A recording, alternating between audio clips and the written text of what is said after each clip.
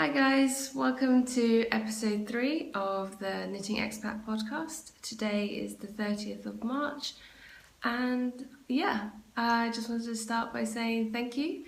Thank you to everyone who's been so supportive both on Instagram and Ravelry and in the YouTube comments. It's been amazing. And just wanted to say, if you're new, thank you for stopping by and giving me a go. And if you're a returning viewer, thanks for coming back. I really do appreciate it. I never really expected quite so many people to be interested to listen to what I have to say, and it's just been it still is a little bit overwhelming, but I've been enjoying it and I actually really look forward to filming now, so I guess that's always a good thing. I'll start by saying that I had a bit of a mare last night. I had a bit of a nightmare. I don't know what came over me, but for some reason I thought yesterday afternoon 5:30 p.m. was probably a good time to have a cup of coffee. I had a very large cup of coffee yesterday at 5:30, and then anyway, so Perry went to bed really early last night because he wasn't feeling too great and he hadn't been sleeping well for the last few nights. And then when I went to bed, it was around 11:30 at night, so not too much later than I normally would. I'm just lying there in bed and I'm like, I'm not tired, I can't fall asleep, and I couldn't understand why. And then it clicked. I had coffee at 5:30 in the afternoon and I'm completely wired.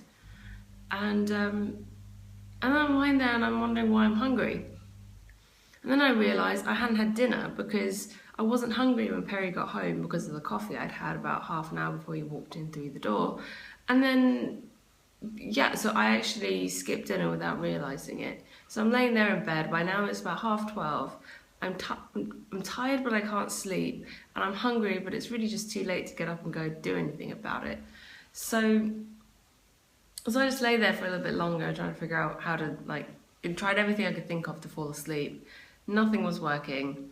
In the end I gave up, and at 1:30 in the morning I got up and decided to go have a shower and wash my hair because I needed to wash my hair anyway. I was going to do it this morning, but I thought, well, since I can't sleep, I may as well just get a jump start on my morning because I'm likely not going to be able to wake up as early as I wanted to, which was true, I didn't. But within about 5 minutes of getting in the shower, I regretted the decision because I got shampoo in my eyes and it hurt like hell. It was so painful. I don't think I've gotten shampoo in my eyes since, I can't even remember. But it hurt and my eye had gone all red and puffy and horrible. And then my problem came after I had my shower, that I couldn't close my eyes because it hurt so much when I closed them. So anyway, I think I finally got to sleep around 2:30 in the morning. So excuse me if I yawn a little bit because it's not even 9 a.m. yet and I'm up and dressed and filming. So we will see how this goes. I'm sorry, I haven't actually introduced myself. My name is Mina. I'm originally from London and I'm living in Bahrain at the moment with my husband and our 2 cats. I've been a knitter for about a little over a year now, and you can find me on Instagram as Mina Phillip. I'll leave it all in the description box below and in the show notes. And you can find me on Ravelry as Mina86. And I've also, this last week, I set up a Ravelry group for the podcast called the Knitting Expat Podcast. And feel free to go ahead and join and chat away on the threads and stuff. That would be great. It'd be lovely to get to interact with some of you guys who've watched the show. I'm actually quite impressed. A bunch of you have already found the group on Ravelry and have joined, so I just wanted to a shout out to you guys. Thank you so much, and thanks for those of you who've already started taking part in the conversations there. That's totally great. I hadn't actually publicised anything about the fact that I'd set up the group yet, so well done for finding it. I wasn't sure if anyone would until I mentioned it. Those are the places you can find me. You can send me a message, or if you have any questions about anything I talk about, if you have any questions about the podcast, something you want to see, any suggestions, anything really, let me know. If you have questions, let me know, and I'll try to answer them. And for show notes, basically I try to put everything that I talk about into some show notes on the Knitting Expat blog, which is knittingexpat.wordpress.com. Again, that's linked down below if you want to check that out. So there's something I've missed or something I mentioned but forgot to link to and you want to know about, just let me know and I'll fix it or I'll send it to you. So, as for what's been happening the last few days, this last week, I already told you about my coffee, sleeping, shower nightmare last night. But this last week, and if you follow me on Instagram, you've already seen this, but we've discovered that our boys have become quite adept at opening cupboard doors. Now, we have a bunch of these fitted wardrobes in the house that came with the house, obviously, and they've got these sliding mirrored doors. They're quite heavy. They're not like tiny, small, light wood doors. They're really heavy sliding doors. And a few times in the mornings after my husband's already left for work, I'll be in the bathroom getting ready and then I'll hear like this random noise coming from the wardrobe. I'll go over and open the door and out would shoot a cat, basically, usually Derek. Out would pop Derek. And I was like, oh, okay. And then I'll text my husband saying, you trapped him in the cupboard again, because sometimes when my husband's getting ready in the morning, he'll leave the cupboard door open and then one of the cats will slip in and he wouldn't know and close the door again. So initially that's what we thought it was. And then one day after I'd let him out in the morning, Derek out, I went down, I did some laundry. I was tidying up the laundry and taking it back upstairs. I went and I opened as I got back up into where the wardrobe area is, I kind of saw that the door was open a crack, like that much. Not that much, we're not that open, but I was like, I know I closed it because I let him out earlier and I closed the cupboard door afterwards, so I know it was closed. So yeah, I opened the cupboard door and out shoots a Derek. So he's figured out how to open the cupboard doors. That'll be fun. And then as the week progressed, we then started finding Hugo in there as well. So Derek opens the doors, then Hugo follows him in, and we've got one side of the cupboard has these shelves that basically go from ground level to the ceiling. And he goes in on the second shelf, knocks off a bunch of Perry's clothes to make space for himself, and then snuggles down next to his socks. Yeah. So that's happened a few times. So we're not entirely sure what we're going to do about that. We may have to rearrange the shelf situation so we have a permanent Hugo space in there, because he's not going to stop knocking things off shelves, so we may as well accommodate it. Yeah. Even back in Dubai, we lived in Dubai before Bahrain, and even back there, if Perry left the cupboard door open, he'd jump in under the shelving section and get nice and comfy on top of Perry's clothes. He was never that fussed with my clothes. He's got a thing. I think he likes the way Perry smells because he's always sitting on Perry's clothes or where Perry was sat before. He doesn't do it as much with me. So that's quite funny. Well, I find that funny anyway. Yeah, and last week on Thursday, Perry actually worked from home because traffic last week to and from Saudi was really quite terrible. I don't know if I mentioned, but Perry works in Saudi Arabia, which is why we're living in Bahrain, because he can drive from here to Saudi. And so he was working from home on Thursday, which completely threw me off and him for the entire weekend, because it just felt like we had an extra day. And but I was rather unceremoniously woken at like 6 a.m. on Friday morning. And Friday here is the first day of our weekend. But by my boss, who was calling me from New Jersey. That was a fun phone call. It wasn't like a particularly bad phone call or like anything to worry about. It was just the whole being shocked awake by a phone call at 6 in the morning that kind of took me a moment to get over. But other than that, yeah, the weekend went really well and it was all good. And speaking about Perry working in Saudi, one of the things that we're still working on, or rather he's working on, is getting my residency sorted. So he's got his residencies all sorted now. And mine was not so much less important, but less urgent. But it's starting to become more urgent now. So now that he's got his residency sorted for Saudi Arabia, he was then able to get his residency sorted for Bahrain. Sorry, I realise you're probably not interested in all of this, but this getting to the interesting bit is that I now have to get my residency for Saudi Arabia, so I have to get my permission to be able to live in Saudi, to then be able to get my permission to stay in Bahrain long term. At the moment, I have to leave every 3 months, which isn't a problem really. But yeah, so it looks like at some point in the next few weeks, I may have to go to Saudi Arabia at some point for to get my residency and stuff sorted.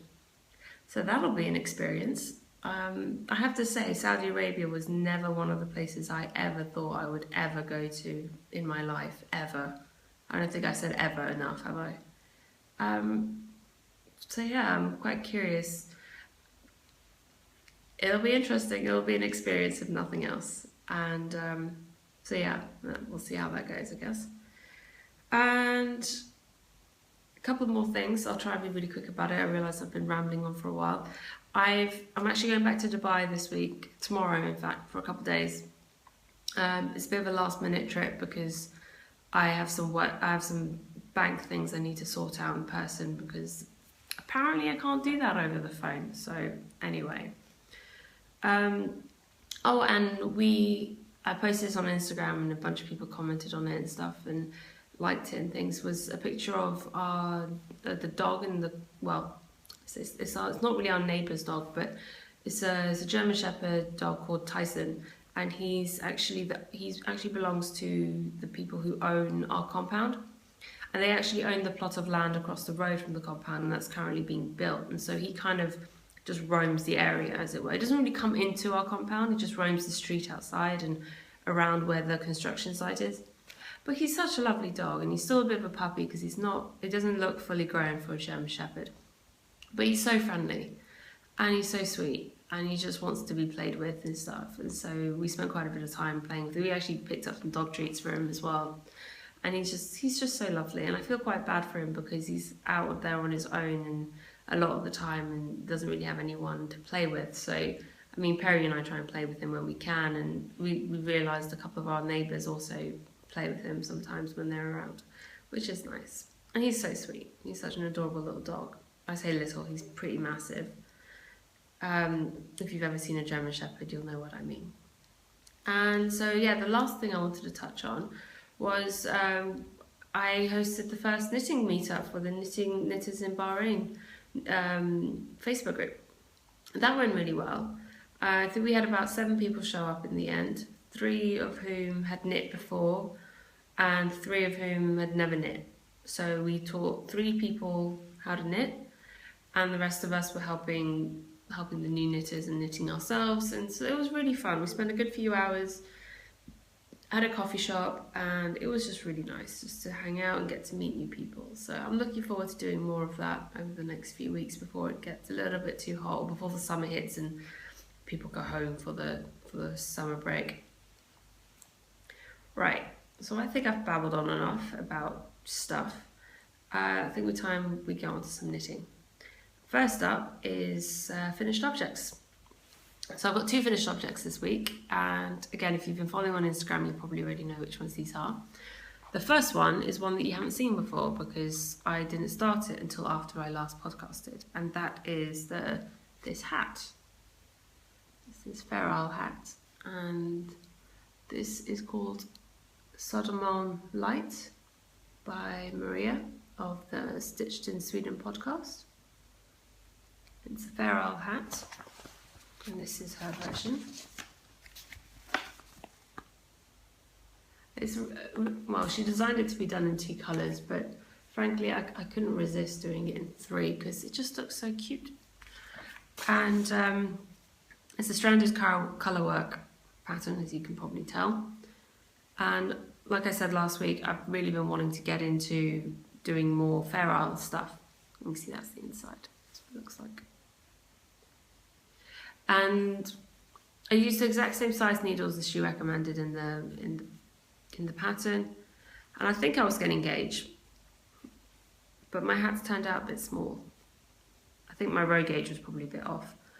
It's not small for my head, it fits fine like a beanie, but as you can see, I don't know if you can tell in this picture, but it's a little bit loose on her head and the top. But you know what? It's probably because I just have a bigger head than she does, which quite frankly is a possibility. So that's this. That's the Sodom on Light. And it was so quick and so easy. I mean, in terms of actual dates, it took 4 days, but one of those days I didn't work on it, and the other day was the day I started it, and I didn't start it until the evening. So really, it was a 2-day project. It was so quick. And this is the first time I've successfully managed to combine knitting continental and European and English together. See, I normally knit English style, or rather, it's it's not the proper throwing method where you let go of the needle and hook the yarn around and then pull it through. I flick it with my finger, so I don't actually let go of the needle, so it's a much faster way of knitting English style. It's not quite as fast as continental or picking, which is when you hold the yarn in your left hand, but it's really fast normally anyway. And the last few months I've kind of been forcing myself to learn how to knit continental because I know it's much faster when you can hold the yarn in both hands whilst knitting ferrule. So I've got the basics down, but I found it really difficult to knit with the yarn only in my left hand because I found I ended up doing this with my finger because it wants to hold the yarn, like it wants to hold something, and it doesn't quite work, and my right hand doesn't know quite what to do with itself because it's not used to that situation. So actually I found knitting ferrule ended up being really, really easy because my right hand was doing what it does, tensioning the yarn and working away, and then my left hand knew what to do, but because my right hand had something going on with it, it was fine, and it totally all worked. It was fine. I was sat there knitting away going, oh my god, I can't believe this is working. So yeah, I'm quite happy with that really. I'm excited now to try more stuff. And I knit this out of Knit Picks palette. And so I used the Mist, Delta and Whirlpool colours. So the grey was Mist, and this used exactly half a ball, so 25 grams. And this is the Delta colourway. I think this used 10 grams, around 10 grams. And this is the Whirlpool colour, it's the lighter blue. And this used around 8 grams. So yeah, quite a low yardage project really. And it was also my first time knitting a fingering weight hat. I thought it would take longer than it did, but it was quite addictive. It was really good fun actually. I'm looking forward to doing more ferrule hats. And my second FO, finished object, are my Melisandre socks, which I am super excited about. I actually cast these off on, when was it, Saturday night? So, and I did the Fish Lips Kiss heel on this one. See, the heel's a bit different. And so I made a few changes with this pattern. It's designed to be toe up, so that was fine. But after you do the heel, you're supposed to start doing the rib texture around the back of the foot as well, which I decided not to do. And also it was designed for a gusseted heel, and I did the Fish Lips Kiss heel because I've been wanting to try that for ages. Finally got around to doing it, and I really like that heel. I'm going to put this on my arm because I don't have sock blockers, and there's no other way you're going to see the pattern properly. I don't know if you can see it at all. There you go. Sorry about the lighting, I'm being backlit at the moment. So that's the flame pattern going up the leg, which I quite like. And so yeah, this was knit out of the Nurturing Fibres sock wool in red velvet. This says it has 400 meters in the ball. See, this is why I have to knit toe-up socks, because 400 meters for most people is plenty to knit a pair of socks, for most women anyway, plenty to knit a pair of socks and have loads left over. See, I've knit a pair of socks that aren't, and most people knit, when they knit socks that aren't going to be like short ankle socks, will tend to knit socks where the foot length is the same as the leg length.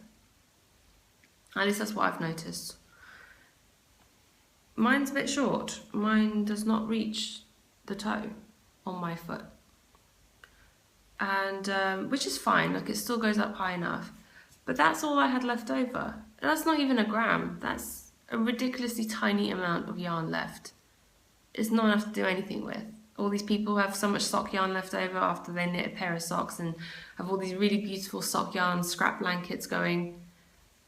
There ain't no way I'm ever going to have enough scraps for that, because every time I knit a pair of socks, I'm not going to have anything. I don't think I'm going to have much left over. The only way that would happen is if I only buy sock yarn which has the larger yardages, like the 460 yards or meters skeins that you can get. See? Anyway, I managed to get a full repeat of the pattern finished and then do the transition chart before going to the cuff. So I was happy with that. I had enough yardage to do all of that, which was fine. And towards the end, I was sort of weighing the yarn as I was going along to make sure I had enough, that I wasn't going to run out before I could finish. So I'm really happy with these, and they're really soft and they're lovely. And I did block them well, as much as I can without sock blockers. I just washed them and laid them out to dry. So I'm excited with these, and these fit so much better than the watermelon socks. Like the watermelon socks fit once I actually get them on my foot, they're fine, but the ankle is really quite restrictive. It doesn't stretch enough to let my foot slide in comfortably.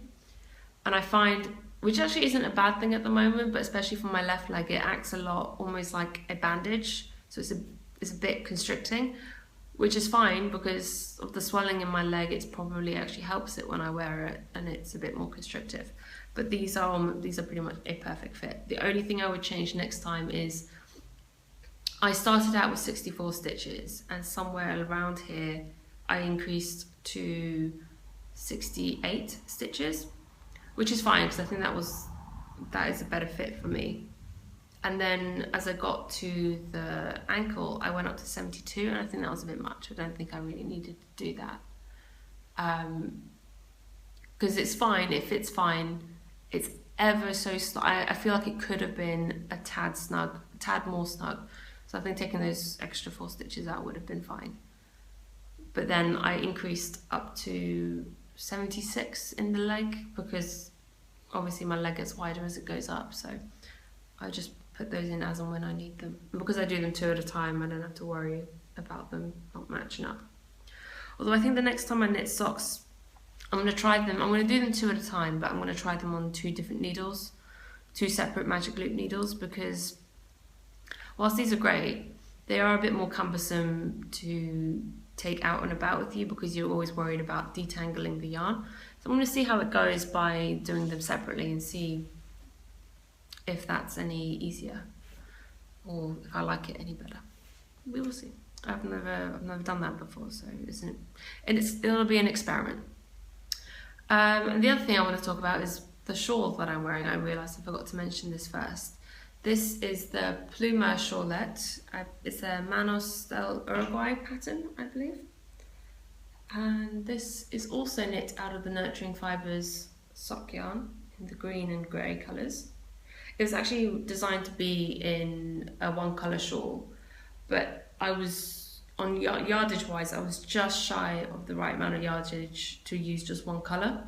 So I striped it. I did thick stripes. And this shawl is quite special to me because, like I mentioned in the last podcast, the Nurturing Fibres yarn was the first sock yarn I ever bought. So as a result, this is the first sock yarn or fingering weight shawl I've ever made. And it's also the first time I ever did a picot bind off, which is this which took forever. It took so long to do that. But I really love how it looks, and I will probably do this again at some point. I mean the picot bind off on a shawl. And it was so much fun. And I did this, I think I made this, it would have been September last year. Yeah, because we were in South Africa at the end of August. So yeah, this would have been September. And I love it, it's so beautiful, it's so soft. It's one of those things I don't think I could ever give this as a present to someone because it has such special meaning for me. And I love the colours. I like grey. Grey goes with everything. Like I always find if I'm buying lots of colourful yarn, I'll try and buy some grey as well of the same yarn, because I don't always know what I'm buying the yarn for. I am trying now more and more to, if I'm buying yarn, to have specific projects in mind for it, so I'm not just buying yarn for the sake of it, which isn't always a bad thing, but it's nice to know what you want to use it for, so then you can make sure you get the right amount. And but I always find if I'm picking up a few different colours, because I'm not entirely sure what I want to make, but I might want to do some colour work, or I might want to do a couple of different things, I always try and pick up a bit of a grey or a neutral to go with it, because it's good. It works. So that's it for my finished objects. And onto whips. I don't actually have that much to show you for whips because, as I said, I was casting stuff on and I didn't really cast much on this week. I've done a bit of, I've done some more work on my Stripes Gone Crazy cardigan, which is, oh sorry, I forgot to mention, the Melisandre socks are designed by, I think it's Pearlescent on Ravelry. It's a free pattern. And I've done some more work on my Stripes Gone Crazy cardigan, which is designed by Atelier Alpha on Ravelry. That's a paid for pattern. And I'm using mostly Dubai Knits yarn, which is hand-dyed yarn by my friend Josie, who lives in Dubai. And these are the colours I'm using of hers. They're so pretty. And so this one's called Bridesmaid. This one is Mysterious, and this one is Smoky Orchid. I believe I got that right. I keep wanting to call this one Royal Orchid, I don't know why, but it's Smoky Orchid. And I'm also using a fourth colour, which is this sort of light grey from Drops Baby Alpaca Silk. So the grey is 70% alpaca, 30% silk. And the Dubai Knits yarn, I believe it's that Faith, Hope and Love. And this is 50% merino, 50% silk. So they actually work really well together because of the silk content in both. And this is coming along. Sorry, I have all 4 yarns attached because I've decided I'm not cutting the yarn every 4 rows and weaving in ends on a sleeve like this. It would just drive me insane. I started out doing that, but it was getting quite messy on the joins at the bottom. See here where I've started carrying the floats, it's just, I don't know if you can see it better or not, but it looks a little bit more even than down here. Let's see if I can show you better. See, down here is where I've been weaving in the ends, and it was hard to get it to look neat. And I know a lot of that will even out a bit with blocking, but then up here where I've been carrying the yarn, it looks a lot more even already. I'll show you what that looks like on the inside. One second. So yeah, I've not really worked on this too much. I did most of this last night, to be honest. So I've woven in the ends as I go, sort of thing. So it's just the tails that I haven't trimmed, and then this is where I've been carrying the yarn up. And I figured this is a cardigan just for me. I'm going to be careful with it, so it'll be fine carrying the yarn up. Although I am carrying them up 12 rows, so we will see. I just got tired of cutting the ends and weaving them in all the time. On the sleeve as well, it's just really tedious, and because it doesn't take that long to finish a sleeve round, and then every 4 rows you've got to cut and change and all those tails. And all that wasted yarn as well when you have to keep cutting and leaving enough to weave in. Anyway, sorry. That's where I am. I've done this, it's almost half a sleeve. I'm about 6, actually not even, about 2/3 of the top arm. I'm up to about here. So I'm trying to do a bit more of this. This will probably be the only project I take with me when I go to Dubai. A, because I want to show Josie how pretty her yarn looks all knit up. But also because I really want to get these sleeves done. Because I want to have this finished for when I go to London at the end of the month, end of April. So that's that. And other things I've been doing, I've been swatching. And this kind of moves into the next section a little bit, which is the up and coming. So I'll kind of move into that and then come back. So up and coming, I've got two cardigans up and coming that I've decided on. One is the Patience is Key cardigan, which is in this massive project bag that I made. It's huge. Sorry, it's a bit stuck here. There we go. That is this one, which is a lovely cabled cardigan.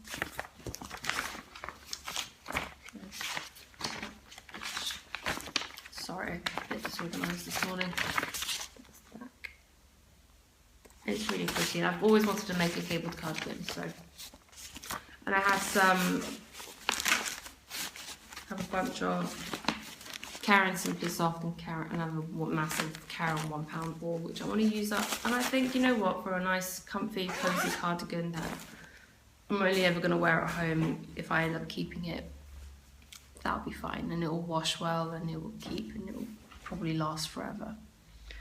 And the other project I've got up and coming is the Marco Polo cardigan, which again is in a sort of largish project bag that I made. And this is another paid for pattern, but that's what it looks like. It's a loose, slouchy cardigan, which I quite like the look of. And I'll be knitting it in these three colours together. So I actually have 4 balls of the grey cam yarn. I have 2 of the purple and 2 of the blue. I really like it together. So the grey will be the main body, and then the purple and blue will be alternating on the stripes. And for that one, I just wanted to check my gauge, because I'd knit a project with the cam yarn, the Tailwind, and my gauge was quite off on that. So I wanted to make sure on the gauge. So I've knit up 2 gauge swatches last night, and I've washed and blocked them. I'm also really concerned about doing a gauge swatch, because I only just have enough. I have exactly the right amount of yardage that the project requests. I usually end up using more if my gauge is off. I mean, the things usually always end up being around the right size, but if my gauge is off, I usually end up using a bit more, or I use more because I want to make sleeves longer or the body longer, because I'm quite tall. I'm about 5'10", it's about 177 centimeters tall, and so most things that I buy in shops, the sleeves are too short, the body's too short, the legs of the trousers are too short. So if I'm knitting something, I always make sleeves longer, I make the body at least a couple of inches longer, just because I like to have my back completely covered, especially with a cardigan. So I've just taken these off the blocking mat this morning, so I haven't actually had a chance to measure them yet. But one's on 4mm needles, which is what the pattern recommends, and one is on 4.5mm needles, so we will see. It's supposed to be quite a loose gauge, it's supposed to be quite an airy gauge. You can see that's quite loose already. That's the 4mm one, and the 4.5mm is even more loose and airy. But I quite like that for something that's going to be just a nice slouchy cardigan, and this is merino, like Icelandic merino anyway, so it's going to be warm. And the other things that I want to make up and coming is I want to make another pair of socks. Like I said, I want to try my next ones 2 at a time still, but on separate needles. See how that goes. I haven't quite decided which yarn I want to use for that yet. I don't have that much sock yarn. I have 3, 2 of which are the Knit Picks ones, and one was a yarn that Josie gifted me actually before I left Dubai, which is a really fun one, but I'm kind of a little bit unsure what to do now, which one I want to use next, so I'll have to think about that. I'll probably make a decision whilst during this week, and I'll probably cast something on at the weekend, so we'll see how that goes. And other things that I've got up and coming and I've done a bit of work on are some of the design projects that I'm thinking of trying out. I've got about 3 design ideas swirling around in my head that I've kind of jotted down a bit, and I've swatched a bit for some of them. I have a couple of ideas, like I said, and I've started swatching for some of them. I'm not going to show them to you now, but once I've got them a bit more fleshed out and written out a bit more better, and I've actually knitted a sample to show, then I'll probably show something. But for now, those are swirling away in my head, and I'm kind of working on those on the side as well. But like I said, I won't be showing you those, I don't think. And then moving on to acquisitions. Surprisingly enough, there are some this week. I know I said that there won't be that much, and there really won't be, honestly, over the next few weeks until I've gone to London and come back, because I've ordered a ridiculous amount of yarn. I may actually just need a suitcase just to bring the yarn back. We will see. But what I'm planning on doing is, after I do come back from London, is I'm just going to show you a little bit each week. It'll just be too much, otherwise I'll have to just do an hour-long video showing you everything I bought, which will get boring for most people after a while. So what I'll do is I'll split up what I've got and show it to you over a few weeks, a few episodes, to kind of break it up a bit and make it less overwhelming for you and for me. And and so basically what I think I mentioned last week or the week before, that there aren't really that many shops here for buying yarn, and there really aren't. There's one main sort of craft shop that I'm aware of, and there are a couple of others sort of hidden shops that sell yarn and other sort of supplies and things. And there was one that was recommended on the Facebook group that I went to check out at the weekend with Perry, and it's quite a bit away. It's off near where the Bahrain University is. So, I mean, it's not that far away, but when you look at it on the map, like, to be fair, nothing is far away in Bahrain, because it's Bahrain, it's a tiny island. But when you look at it on the map, it is a relative distance away. And so we went to have a look and see what there was. And as I suspected, pretty much everything, all their yarn is from Turkey. So a majority of the stuff there was acrylic or acrylic blends, which I wasn't particularly interested in. But they did have a few things that I thought looked interesting enough to warrant trying them out.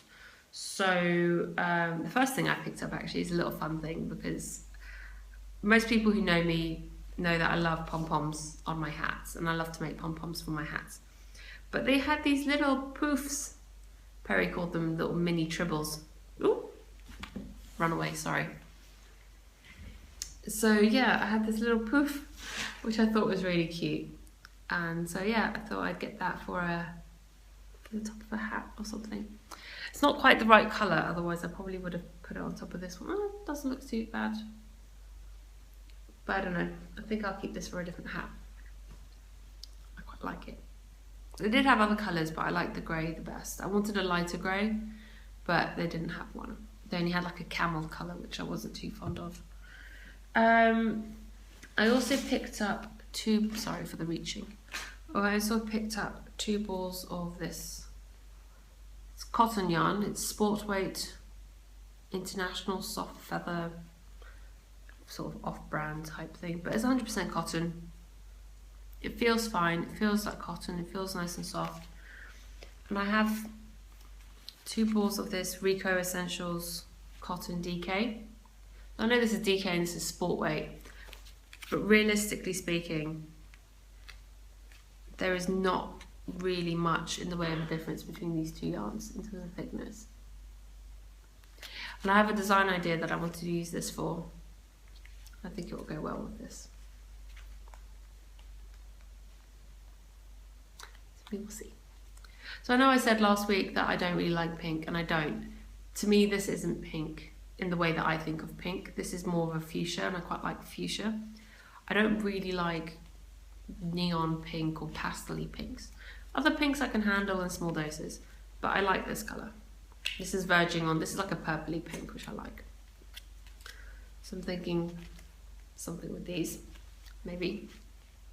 And it was cheap enough that I thought, you know what, even if it's not the best yarn or whatever, it's good to try out some design ideas with and stuff like that. I don't necessarily want to swatch and like test ideas out on my nicer yarns. I want to kind of do that on some cheaper yarns, and then once I'm happy with an idea in my head, then I can actually knit up a full size thing with nicer yarn, or maybe knit up a full size thing with this first, see if it works, and then do it with proper yarn.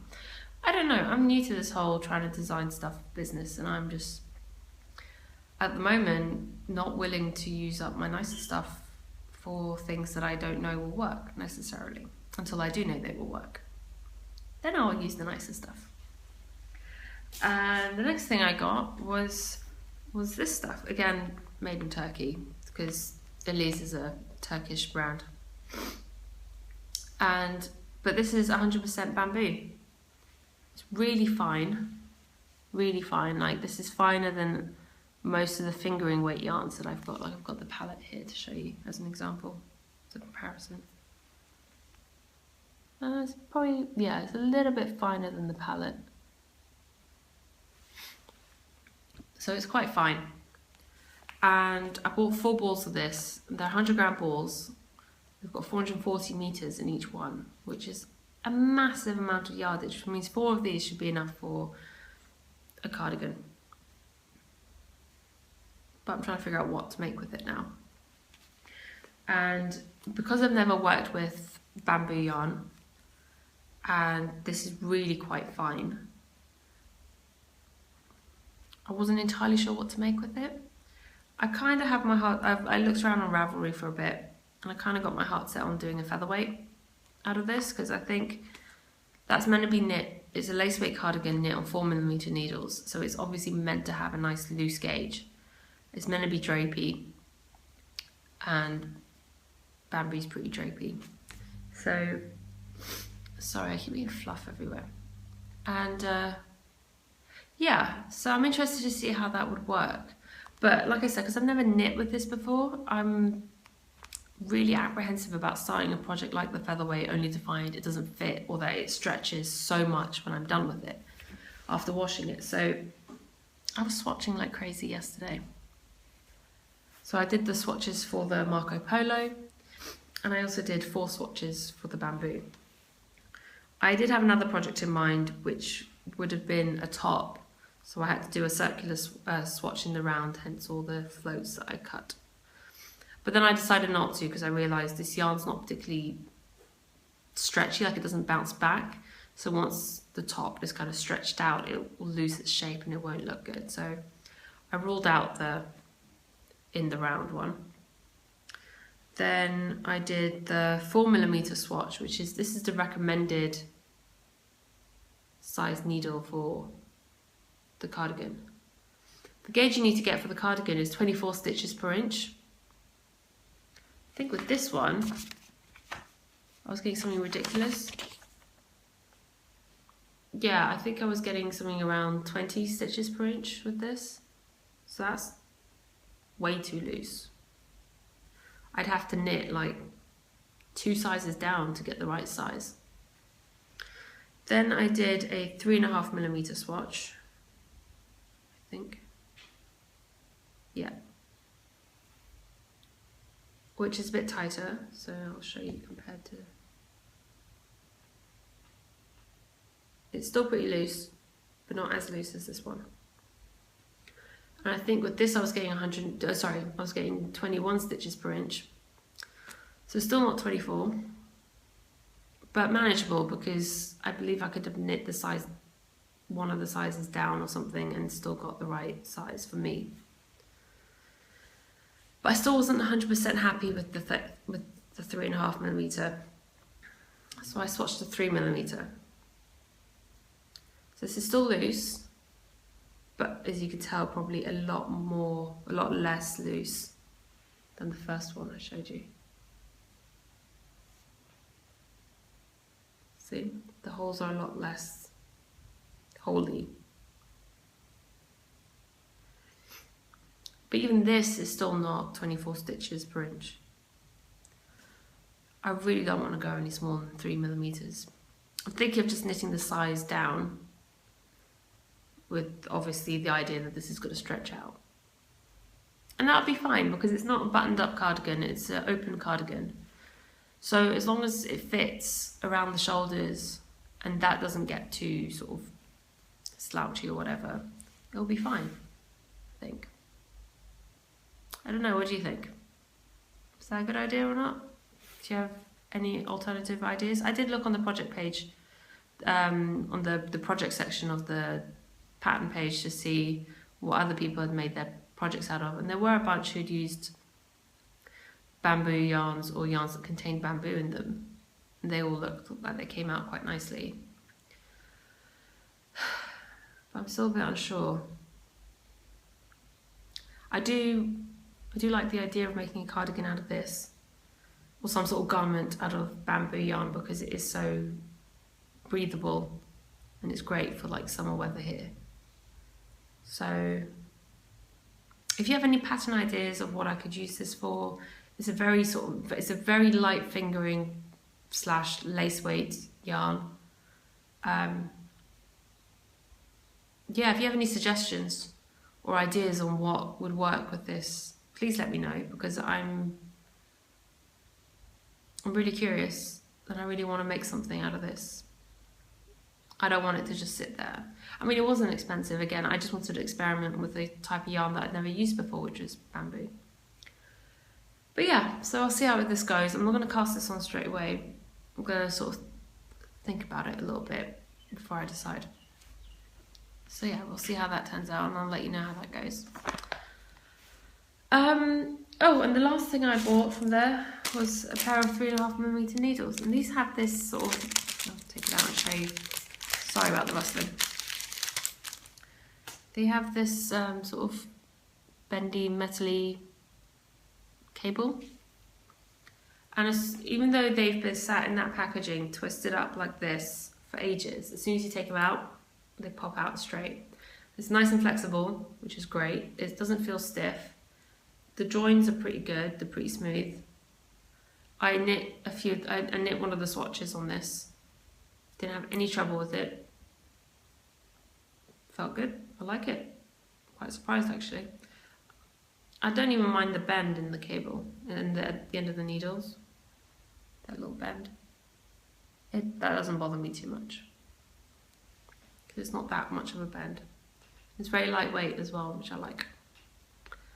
So yeah, I thought I only got this because I was intrigued by the cable. Wanted to see how that worked. I'm pleasantly surprised. So I'll try and use that on a project and see how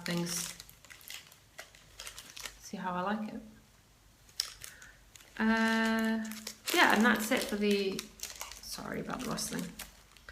That's it for acquisitions. And yeah, oh, by the way, thank you so much to everyone who's recommended new podcasts to me this last week. I've added so many to my sort of subscription list on YouTube. Honestly, I've watched so many new podcasts this last week, I can barely remember where to start. But some of the ones that stuck out that I really liked were the Pink Hair Girl, Sally from South Africa. I believe she's from Pretoria, but she lives in Cape Town at the moment with her family. And I loved watching her last podcast. And her kids knit as well, and I thought that was awesome. 2 of her 3 children knit, and her girl and her boy, they both are knitting socks at the moment, which I think is incredible. I think that's amazing. And they're doing such a great job with it as well, which I think is great. And I just love listening to Sally talk and her stories and stuff. And so yeah, so that was a lot of fun. I'm really glad I found that one. So if you haven't checked her out, you definitely should. She's on YouTube as Pink Hair Girl. Pink Hair Girl Knits, I think. And another new one to me, someone recommended this to me on the Ravelry group, was Fuzzy Love Knots. And that's it's a young lady called Nina. She's from California, but she lives in Santiago, Chile with her husband, who's from Chile. And she's been there a couple of years now. And she's also a relatively new knitter. She crocheted before, she's crocheted for years, but she's only been knitting for 1.5 years, which was really nice to see, actually, find another podcast from a new knitter, because I kind of feel I can relate a bit to that, having only knit for a year. And she's also technically living an expat lifestyle, living from the US, living in Chile. So it's interesting to hear about her life there and how things are different. And she also experiences very similar frustrations with trying to get access to good yarn and good materials and stuff, whilst having to deal with import charges and customs and postage and all of that, all those issues. So I feel her pain. One thing actually that she mentioned in one of her latest episodes, I think it was episode 3. She's only got like 4 episodes up at the moment, and was about blocking wires. Now, blocking wires are something that I've been looking to get, but the ones I found online have really mixed reviews, so I'm not really wanting to spend the money and order a set online yet. But she said she went down to the hardware store and picked up some 18 gauge straight wires, and she uses those. I may have to check that out, see how that goes, see if I can find something appropriate over here, because that would be awesome. So yeah, so check her out too if you haven't seen her before. She's also recently started a podcast. As I said, she's only on episode 4. And that's it for now in terms of podcasts. I can't think of any others. Like I said, I've watched so many new ones, it's all a bit overwhelming. I have to start writing stuff down so I can remember. Going forward, I think next week should be fine, but after that my podcasting schedule probably is going to be a little bit up in the air. Like I said, next week's fine. The week after, like that weekend, we've got a friend coming over from Dubai for the Bahrain Grand Prix. So we're going to the Grand Prix, and then he leaves on Monday. So depending what time he leaves, I may be able to podcast on Monday. Otherwise, it might end up being Tuesday that week. And then a couple of weeks after that, I'm going to be going back to London for 2.5, almost 3 weeks. So yeah, I'm not entirely sure what I'm going to do in terms of podcasting while I'm back in the UK. I'm going to assume that I won't be able to podcast, but if I do, it probably won't be a long one, and I don't know what day it will be. I'll try and let people know on the Ravelry group. Well, I'll post it on the Ravelry group anyway when I do one. So if you want to join the group or subscribe onto YouTube, and then you'll find out when I've uploaded a new episode. So that's it in terms of what's coming up over the next couple of months as well in our lives. We've got the Grand Prix and a friend over for that, and then we're going to the UK for a couple of weeks. I mean, I'm going first, and then Perry's going to come about a week after me, because the main reason we're going to the UK actually at the moment is, well, in May Perry starts an MBA program. It's a part-time one, and so he'll be travelling between London and New York almost on a monthly basis, each month to one of the 2 places for the next year or so. So I keep joking to people that he's going to be my yarn mule. I'm going to order stuff to either place, and he'll be able to pick it up for me whenever he comes and goes, because I'm not going to be able to travel with him every time. But I thought for this first one, and I haven't been back to the UK since Christmas 2013, which, believe it or not, is before I even started knitting. That's how long it's been since I've been back home. Obviously I've seen my family, they've been out to see me, and I've seen them in Iran as well since then, but I've not seen my friends back in the UK for over a year now, so I really miss them, and I'm really looking forward to going back and seeing them too. So yeah, so I think that pretty much wraps things up for today. Thank you again for stopping by. You can find the links to the show notes, my Instagram, Ravelry, the Ravelry group, all down below in the description box. So yeah, please come join in the conversation, send me a message, let me know if you have any questions, any suggestions for the podcast, anything in particular you want to see on the podcast, just let me know.